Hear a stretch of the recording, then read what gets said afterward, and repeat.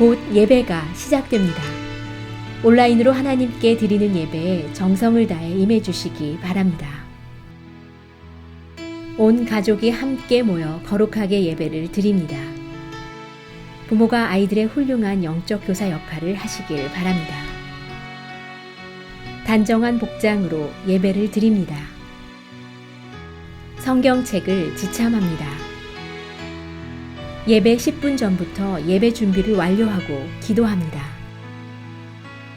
올바른 자세로 모든 순서에 정성을 다해 참여합니다. 핸드폰보다는 TV나 컴퓨터 모니터로 예배를 드립니다. 예배에 집중하여 하나님의 은혜를 기대합니다. 헌금은 정성껏 준비해서 우편으로 보내시거나 직접 교회 사무실 헌금함에 봉헌합니다.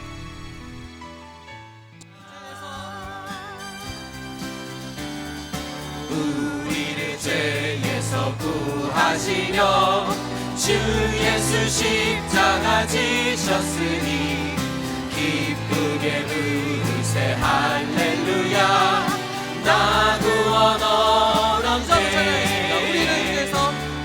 우리를 죄에서 구하시려 주 예수 십자가 지셨으니 기쁘게 부르세 할렐루야. 나 구원 얻었네. 찬송하세 찬송하세 주님 나를 구하셨네. 찬송하세 찬송하세 주가 구원하셨네. 나 지금 죄에서 사함받아 거룩한 백성이 되었으니 이으신 장막을 벗을 때도 겁날 건 없겠네. 찬송하세 찬송하세 주님 나를 구하셨네. 찬송하세 찬송하세 주가 구원하셨네. 우리가 이 세상 떠날 때에 예수의 손목을 굳게 잡고 영원히 즐거운 천국에서 주 함께 살겠네. 찬송하세 찬송하세 찬송하세 주님 나를 구하셨네. 찬송하세 찬송하세 주가 구원하셨네.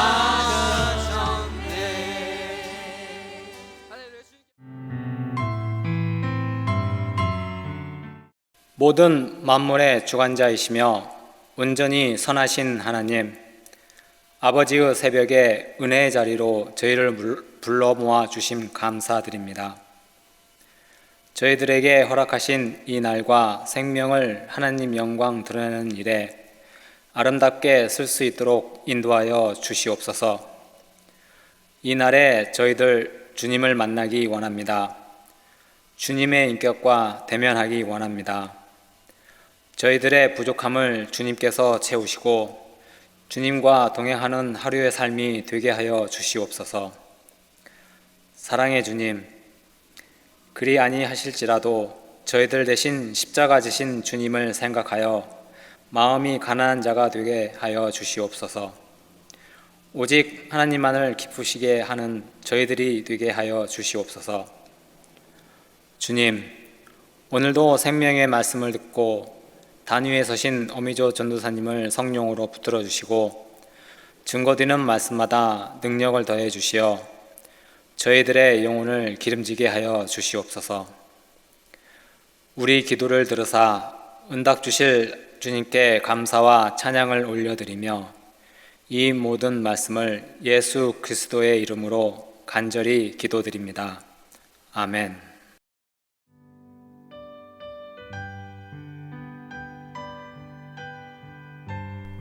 오늘 우리에게 주시는 하나님의 말씀은 출애굽기 14장 1절부터 14절입니다. 함께 봉독하시겠습니다. 여호와께서 모세에게 말씀하여 이르시되 이스라엘 자손에게 명령하여 돌이켜 바다와 믹돌 사이의 비하히롯 앞 곧 바알스본 맞은편 바닷가에 장막을 치게 하라. 바로가 이스라엘 자손에 대하여 말하기를 그들이 그 땅에서 멀리 떠나 광야에 갇힌 바 되었다 하리라. 내가 바로의 마음을 완악하게 한즉 바로가 그들의 뒤를 따르리니 내가 그와 그의 온 군대로 말미암아 영광을 얻어 애굽 사람들이 나를 여호와인 줄 알게 하리라 하시매 무리가 그대로 행하니라. 그 백성이 도망한 사실이 애굽 왕에게 알려지매 바로와 그의 신하들이 그 백성에 대하여 마음이 변하여 이르되 우리가 어찌 이같이 하여 이스라엘을 우리를 섬김에서 놓아 보내었는가 하고 바로가 곧 그의 병거를 갖추고 그의 백성을 데리고 갈새 선발된 병거 600대와 애굽의 모든 병거를 동원하니 지휘관들이 다 거느렸더라. 여호와께서 애굽 왕 바로의 마음을 완악하게 하셨으므로 그가 이스라엘 자손의 뒤를 따르니 이스라엘 자손이 담대히 나갔음이라. 애굽 사람들과 바로의 말들 병거들과 그 마병과 그 군대가 그들의 뒤를 따라 바알스본 맞은편 바하히롯 곁 해변 그들이 장막 친 데에 미치니라. 바로가 가까이 올 때에 이스라엘 자손이 눈을 들어 본즉 애굽 사람들이 자기들 뒤에 이른지라. 이스라엘 자손이 심히 두려워하여 여호와께 부르짖고 그들이 또 모세에게 이르되 애굽에 매장지가 없어서 당신이 우리를 이끌어내어 이 광야에서 죽게 하였느냐. 어찌하여 당신이 우리를 애굽에서 이끌어내어 우리에게 이같이 하느냐. 우리가 애굽에서 당신에게 이른 말이 이것이 아니냐. 이르기를 우리를 내버려 두라. 우리가 애굽 사람을 섬길 것이라 하지 아니하더냐. 애굽 사람을 섬기는 것이 광야에서 죽는 것보다 낫겠노라. 모세가 백성에게 이르되 너희는 두려워하지 말고 가만히 서서 여호와께서 오늘 너희를 위하여 행하시는 구원을 보라. 너희가 오늘 본 애굽 사람을 영원히 다시 보지 아니하리라. 여호와께서 너희를 위하여 싸우시리니 너희는 가만히 있을지니라. 아멘. 오늘은 출애굽기 14장 1절에서 14절의 말씀입니다. 제목은 하나님의 전략, 하나님의 전략이라고 붙여봤습니다. 오늘 본문에는 람셋에서 출발해서 광야에 도착한 이스라엘 백성이 첫 번째 위기에 처하게 되는 내용이 기록되어 있습니다. 이스라엘 백성이 여호와께서 구름기둥으로 불기둥으로 인도하시는 대로 따라갔는데 앞은 바다요 좌우편은 돌산으로 막힌 광야였습니다. 마치 도가내던 쥐 모양이 되어버렸습니다. 이 상황에서 이스라엘 백성을 위한 하나님의 전략은 무엇이며 우리 삶에 어떻게 적용해야 할지 함께 나누어 보고자 합니다. 오늘 본문 1절에서 3절의 내용을 보면 이스라엘 백성들을 가던 길을 돌이켜서 바닷가에 장막을 치게 합니다. 상식적으로 애굽에서 탈출했으면 광야의 길을 계속 가야 했습니다. 그런데 왜 바닷가에 장막을 치라고 하셨을까요? 그 이유를 3절에서 말하기를 바로로 하여금 이스라엘 자손들이 광야에서 길을 잃고 헤매다가 광야에 갇혔다라고 생각하게 하며 바로의 군대가 이스라엘을 잡으러 오도록 유인하시는 하나님의 전략이었던 것입니다. 출애굽기 12장 41절에 보면 출애굽한 이스라엘 백성을 가리켜서 여호와의 군대라고 표현을 했습니다. 그러므로 하나님께서 지금 총사령관이 되셔서 여호와의 군대인 이스라엘 백성과 함께하고 있는 그 장면의 모습임을 우리가 상상해 볼 수가 있습니다. 그런데 왜 그렇게 하시려고 하셨을까? 이유는 아직 성취되지 않는 한 가지 목적, 중요한 목적이 있는데 그것은 애굽 사람들이 하나님이 여호와인 줄, 다시 말해서 스스로 있는 자, I am who I am 이심을 알게 하시려는 이유라고 말씀하십니다. 우리는 이 본문의 장면을 읽으면서 이미 홍해의 바다가 갈라져서 걷는 것을 알고 있기 때문에 이 상황을 대수롭지 않게 생각할지 모르지만 오늘은 홍해의 바다가 갈라지지 않는 상태, 즉 앞으로 전개될 일을 전혀 모르는 상황으로 돌아가서 바로가 생각하는 것과 이스라엘 백성들이 생각하는 것을 한번 살펴보았으면 합니다. 먼저 바로 왕의 입장에서 보면 바로 왕은 10가지 재앙을 받으면서 이스라엘 백성을 내보내기는 했지만 그들은 단지 광야에 하나님을 잠시 섬기러 간 것이 아니라 아예 도망간 것임을 알게 됩니다. 그래서 5절에 보면은 바로와 그의 신하들은 이스라엘 백성을 내보낸 것이 안타까웠고 이스라엘 백성을 내보내서 노동력을 잃게 된 것을 후회하고 있었던 바로 그때입니다. 바로 그때 마침 그들이 멀리 가지 못하고 근처에서 헤매고 있다는 보고를 바로 왕이 듣게 되죠. 이 바로 왕의 입장에서 볼 때는 이것은 그들을 다시 잡아올 수 있는 절호의 기회가 아닐 수 없는 것입니다. 그래서 6절에서 9절의 말씀을 보면 하나님의 전략대로 바로의 마음이 강팍해집니다. 이스라엘 백성들이 광야에 갇혀 있다는 소식을 들은 바로는 모든 장비를 갖추고 애굽의 모든 병거를 동원해서 이스라엘 백성들이 진치고 있는 곳으로 달려갑니다. 이것은 이스라엘을 다시 사로잡아서 자기를 섬기게 하려는 것이 바로의 생각이요. 바로에게는 절호의 찬스였던 것입니다. 하지만 바로가 생각하는 그 절호의 찬스가, 절호의 기회가 하나님이 치신 그물일 줄이야 어떻게 알았겠습니까? 여러분, 이처럼 하나님께서는 우리를 위기에서 보호하시기 위해서 그물을 준비하고 계시면서 하나님의 때에 그 그물을 쳐 주시리라 저는 믿습니다. 이제 이스라엘 백성들의 입장에서 한번 생각해 보겠습니다. 뒤로는 바다요, 좌우로는 광야 바위길입니다. 그리고 트여진 한쪽으로는 보니까 바로의 군대가 들이닥치고 있습니다. 이런 상황을 우리는 진퇴양난, 사면초가라고 하죠. 여기에서 이스라엘 백성들은 위기 앞에서 믿음 없는 연약한 모습을 드러내고 있습니다. 10절에 보면 바로가 가까이 올 때에 이스라엘 자손이 심히 두려워하여 여호와께 부르짖었다라고 했습니다. 여러분, 심히 두려워하여 여호와께 부르짖었다고 했는데 이 부르짖음이 기도일까요? 하나님 앞에 부르짖는 기도였을까요? 아니면 항의였을까요? 저는 하나님께 항의하는 것으로 들립니다. 하나님께 부르짖는 간절한 기도였다면 지난 날을 생각하면서 다시 한번 구해 주실 것을 부르짖었을 것입니다. 그들에게는 10가지 재앙을 뛰어넘게 해주셨던 하나님의 은혜가 그게 있었지 않습니까? 낮에는 구름기둥, 밤에는 불기둥으로 인도해 주셨던 하나님을 직접 체험했던 자들이 아닙니까? 그런데 뭐라고 하나요? 11절을 보면은 애굽에 매장지가 없으므로 이 광야에서 우리를 죽게 하냐? 어째서 우리를 애굽에서 이끌어내야 우리를 이같이 진퇴양난 속에 빠지게 하냐라며 원망합니다. 그러면서 우리를 애굽에 내버려 두라. 우리가 애굽 사람을 섬길 것을 하지 않았느냐? 애굽 사람을 섬기는 것이 광야에서 죽는 것보다 100번 더 낫겠다라며 모세에게 원망을 합니다. 이것이 출애굽한 이스라엘 백성들의 신앙의 현 주소였다는 것입니다. 어린 양의 피를 바르고 살아나온 그들이 낮에는 구름기둥, 밤에는 불기둥으로 임하셔서 때로는 앞에서 때로는 뒤에서 인도해 오신 하나님의 은혜를 망각한 행동을 하고 있습니다.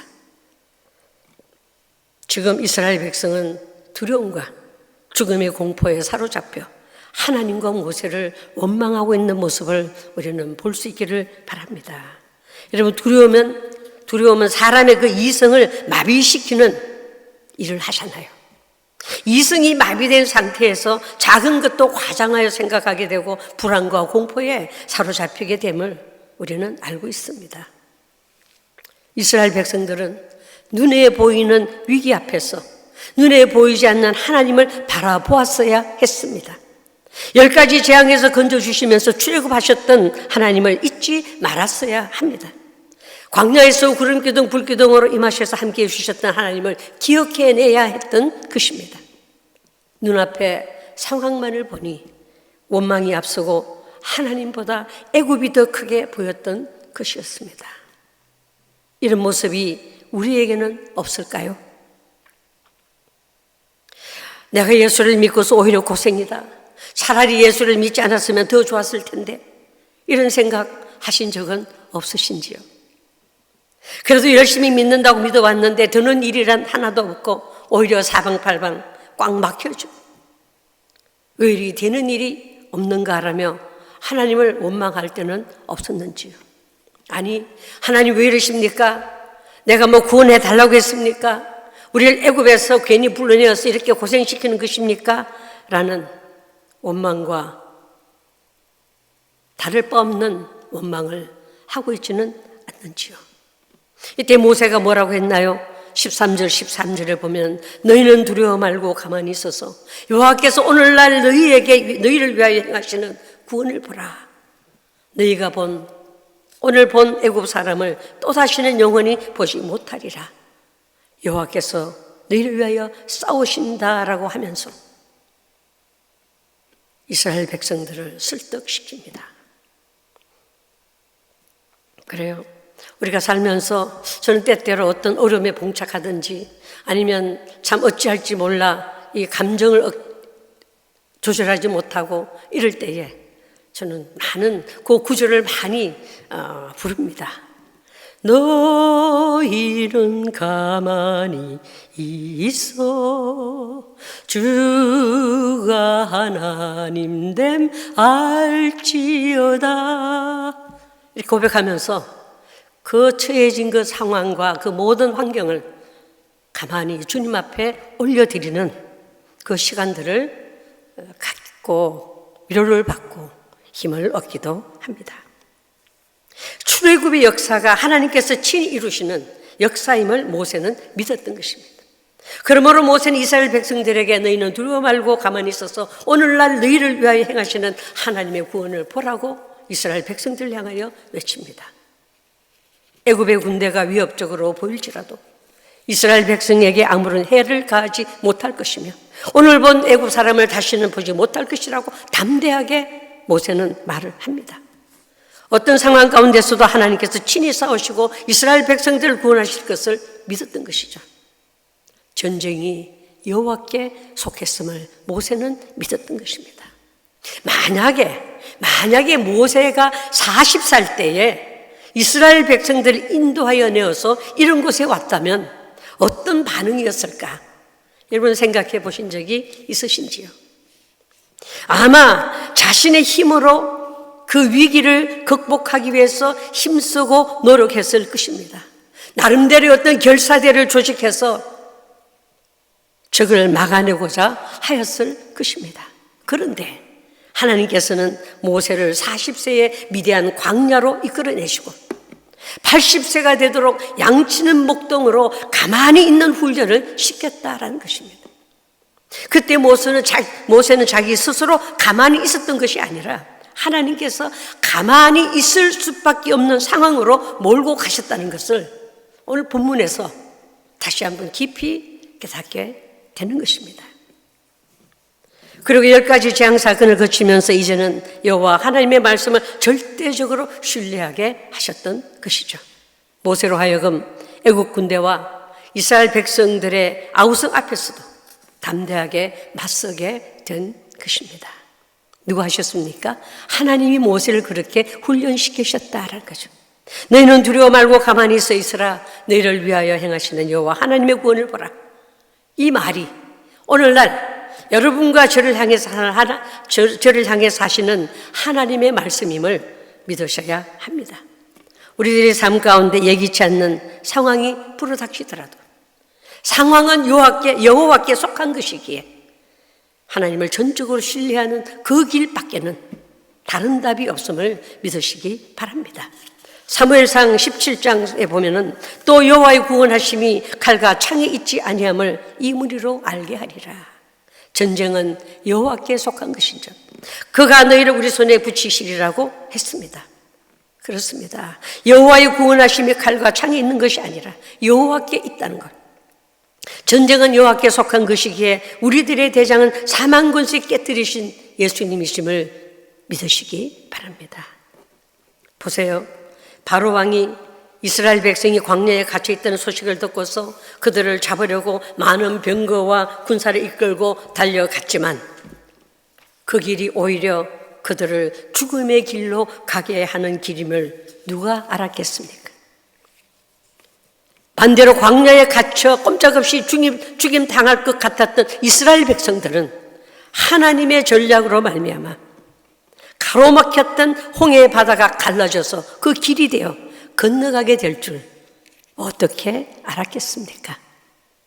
이렇게 진퇴양난에 처해진 여러분의 상황 앞에서도 홍해처럼 갈라지는 역사가 일어날 줄 믿으시기 바랍니다. 이러한 전쟁이 궁극적으로는 십자가 위에서 이루어지지 않았습니까? 예수님을 십자가로 몰아간 세상의 모든 세력이 승리를 외치면서 십자가에서 죽여버렸다고 환호성을 지르기도 전에 3일 만에 부활하셨잖아요. 사망의 세력을 사로잡아버린 것입니다.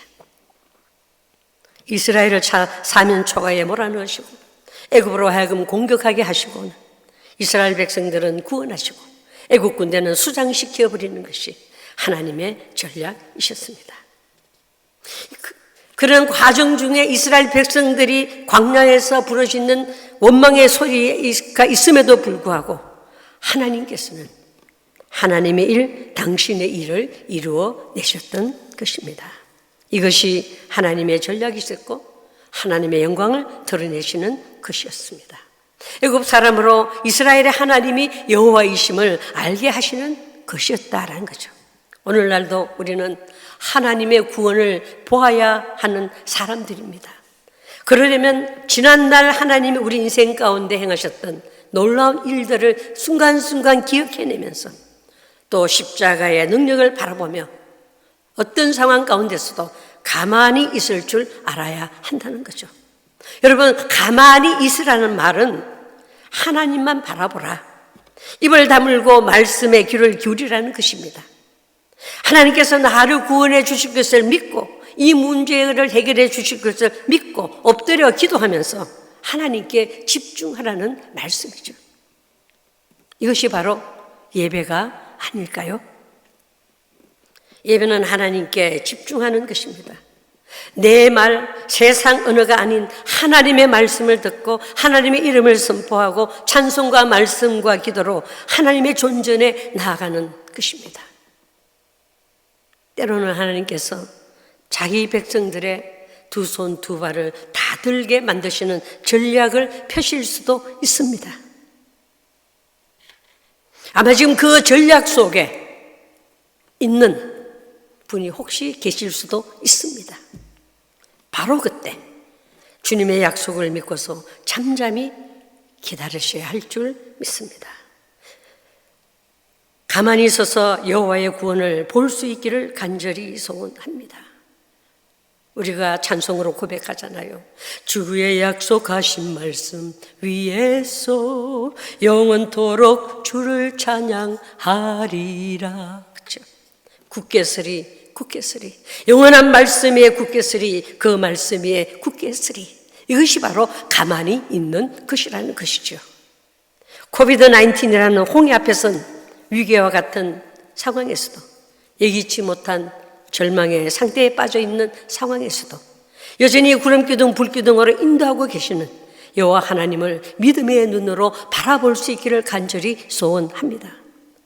신앙생활은 환경의 위기가 아니요 인생의 위기도 아닙니다. 심령의 위기요, 믿음의 위기요, 우리 시선의, 믿음의 시선의 위기라는 사실을 우리는 깨달아야 합니다. 하나님 불공평해요라는 책에 이런 내용의 글이 있습니다. 왜라는 질문을 한다면 답이 없답니다.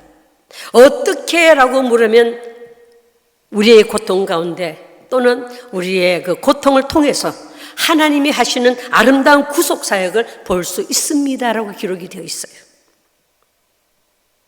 하나님은 어떻게 이 시련을 통해 나를 구원하실까? 하나님은 어떻게 이 시련을 나의 유익으로 바꿔주실 것인가? 나는 어떻게 현재의 고통을 통해서 하나님의 마스터 플랜에 협력할 수 있을까? 이 시련을 통해 나는 어떻게 성장하고 변화할 수 있을까에 집중하라고 합니다.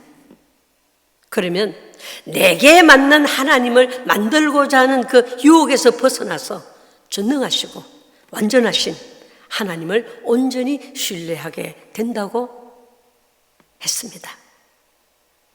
홍해같이 도저히 넘을 수 없을 것 같은 어렵고 힘든 일이 있어도, 시간을 다투는 급박한 일이 있더라도, 복잡하고 힘들고 당황스러운 상황 속에서도, 상처가 나고 아파서 무엇을 할 수 없을 때에도 너희는 가만히 있어서 하나님께 집중하면서 예배 속으로 자신을 이끌고 들어갈 수 있기를 간절히 소원합니다.